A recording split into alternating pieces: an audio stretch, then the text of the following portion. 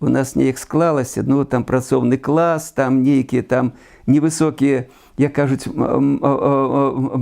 маральныя устоі, я мог не пагадзіцца сказаць, што вось гэты той грунт, мне падаецца, калі б не было гэтых заўзятараў, гэтых балел, сёння інтарэса да адраджэння каманды «Тарпеда» не было.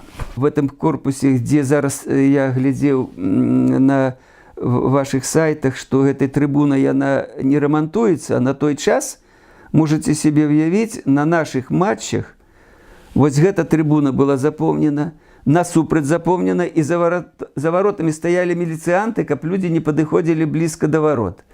Ну, по маіх прыкідах, это 5-6 было людзей, это мінімум. Не то, што білеты ўзяць туды, там такое акенце было маленькае, і людзі ўжо ламалі гэтае акенце, а гэта прадавачка плача, кажа, так што рабіць? Кажа, білетаў нету, што как людзей? Пускаць не так, уже там адмысловыя тыя ахоўнікі кажуць, ну, глядзі, паціху, нема столькі людзей. Кажа, паціху пачнецца матч, а мы іх туды у коробку запускаць будзем, хай там хоць глядзяць. Я ад пачатку нашага інтэрв'ю узгадаў пра завадскі дух.